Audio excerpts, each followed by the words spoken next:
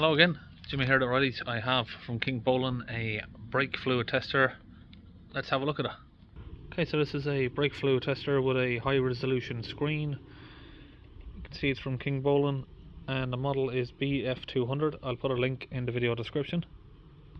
And you can see there it supports .3, .4 and .5.1. It's got an LCD light, mode select, flashlight and a power key. Rapid detection with a sound alarm.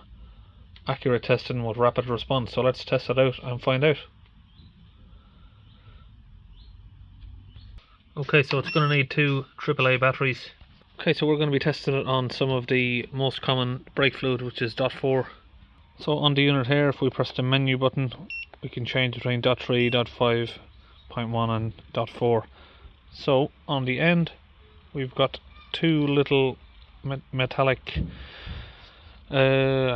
pointers, whatever you call them, and we're going to stick that into the brake reservoir here. You can see it says it's okay, so it's sort of at around about 50%.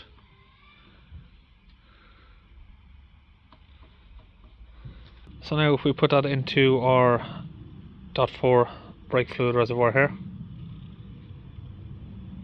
you can see it sits a little bit lower. Okay, so what I'm going to do now is with the brake fluid, I've got some in a little cork here. Now I'm just going to contaminate that with a little bit of water.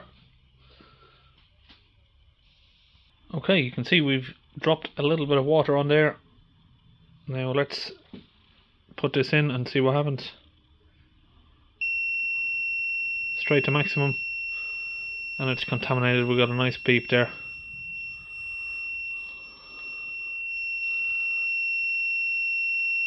So for those of you that don't know why that's happening, is brake fluid is hygroscopic, so that means it will hold condensation. So if you, over time, everything's going to build up condensation, so you'll get water build up in your brake fluid.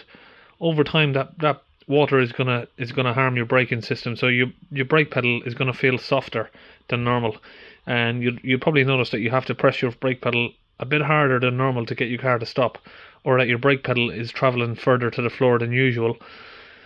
And if you're driving fast and you're using your brake a lot, you'll notice that you're getting what's called brake fade, so your pedal starts fading to the floor, and that can happen when you have too much contamination in the brake fluid from water build up.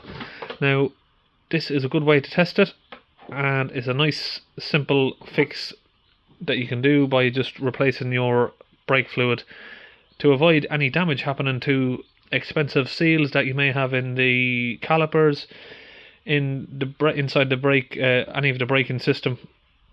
Now of course with your braking system, the most expensive thing you can damage is your ABS module from condensation build up. It is going to affect those seals inside, and it is going to damage it. So it's a nice handy tool that you can do that test with. So I'm going to close this up, and what I will do pretty soon is I'll make a video on how I'm going to flush the brake fluid on this car. On all four wheels we'll get that flushed out. So I'd say that I'm very happy with this tool myself, and it will be going in my drawer for me to use. So this is my drawer with some of my general braking tools that I use, and this was my old unit from Gunson.